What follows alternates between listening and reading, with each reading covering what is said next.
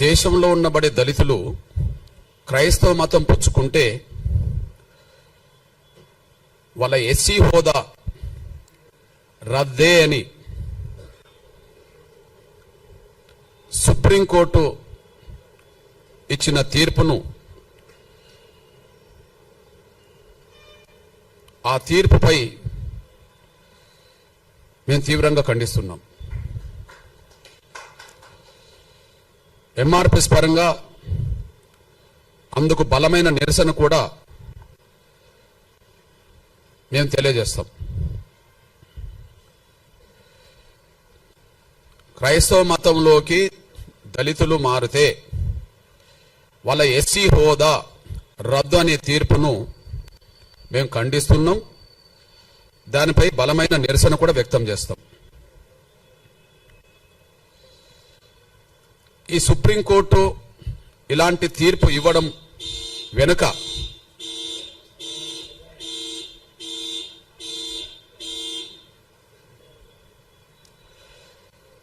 Supreme court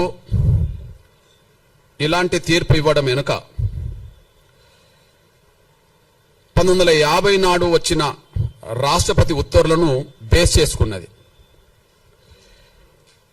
1950 నాడు వచ్చిన రాష్ట్రపతి ఉత్తర్వులను బేస్ చేసుకున్నట్టుగా ఆ తీర్పు చెప్తున్నది. ఆ ఉత్తర్వులే రాజ్యాంగ విరుద్ధం. ఆ ఉత్తర్వులే వివక్షతో కూడిన ఉత్తర్వులు. ఆ ఉత్తర్వులే రాజ్యాంగ విరుద్ధం. ఆ ఉత్తర్వులు వివక్షతో కూడిన ఉత్తర్వులు. ఈ రెండు తప్పే. నేను ముందు గుర్తు చేస్తున్నది ఏంటంటే, దళితులు క్రైస్తవులకు మారితే రద్దు కావాల్సింది ఎస్సీ హోదా కాదు.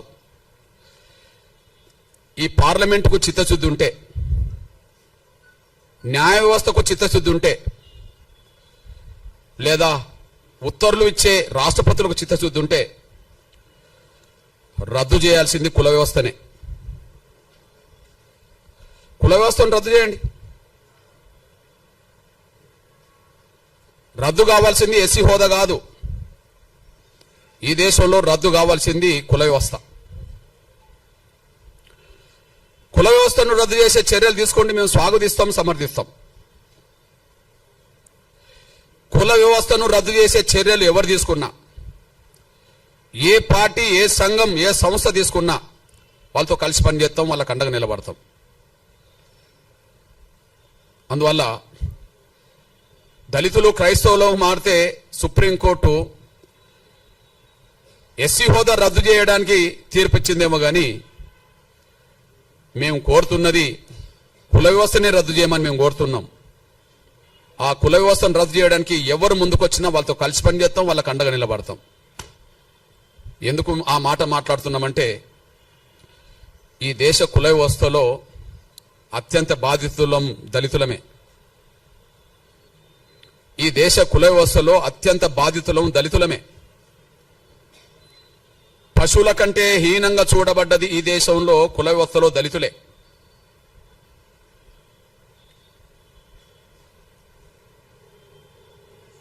ఈ దేశంలో ఉండబడే ఇతర వర్గాల పౌరులకు ఉండబడే హక్కులు, స్వేచ్ఛ లేనిది దళితులకే.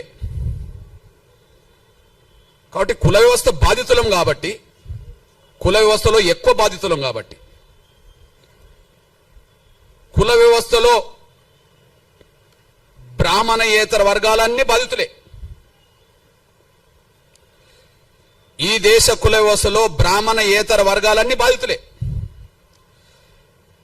అయితే ఒక్కొక్క వర్గం మీద, ఒక్కొక్క కులం మీద కొంత మేరకు వివక్షత ఉంటుంది.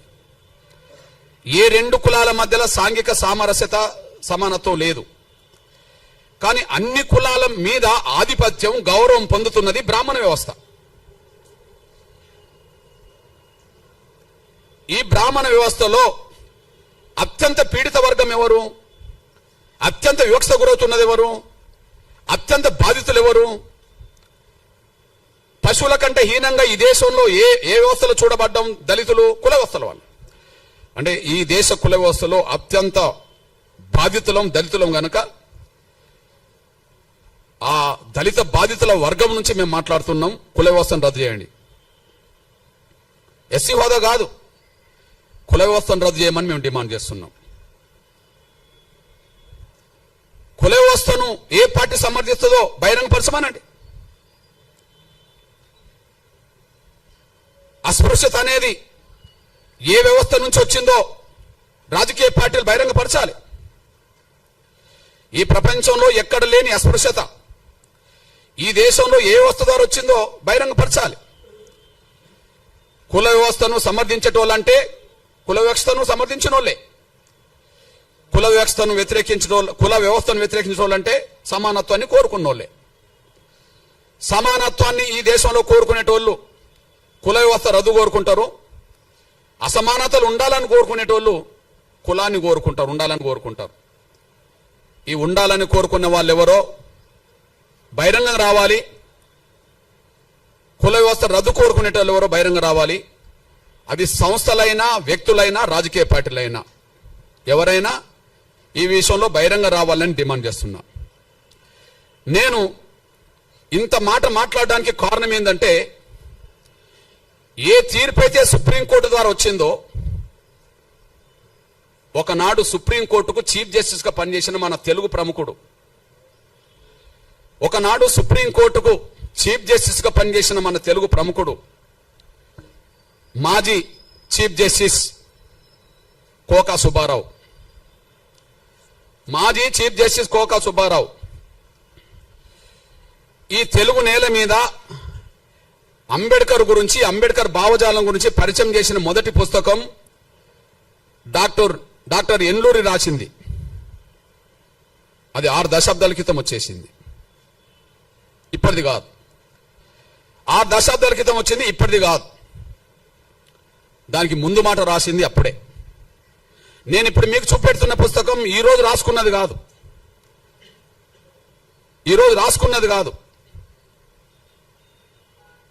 ఇప్పుడు ఆ మేధావి కోక సుబ్బారావు అనేటైనా అమాయకుడు కాదు, నిరక్షరాస్యుడు కాదు. ఇప్పుడు ఇచ్చిన సుప్రీంకోర్టు జడ్జిల కంటే పై హోదాలో ఉన్న వ్యక్తి. అతను చీఫ్ జస్టిస్ గా పనిచేసిన వ్యక్తి ఈ దేశ కుల వ్యవస్థ గురించి రాస్తూ ముందు మాట, డాక్టర్ అంబేద్కర్ జీవిత చరిత్రకు ముందు మాట రాస్తూ ఏమన్నాడో ఒకసారి గుర్తు చేసుకుందాం. ఆయన మన తెలుగు ప్రముఖుడే, ఉన్నత వర్గాలకు సంబంధించిన వ్యక్తి వెలమ. ఆయన ఏం మాట్లాడిండో చదివినిపిస్తా. హిందూ మతానికి కులతత్వం ఒక వినాశ హేతువు. హిందూ మతానికి కులతత్వం ఒక వినాశ హేతువు. కులతత్వానికి రాజ్యాంగ చట్టంలో ఎలాంటి ప్రసక్తి లేకపోయినా అది ఏదో ఒక రూపంలో తాండవిస్తూనే ఉంది.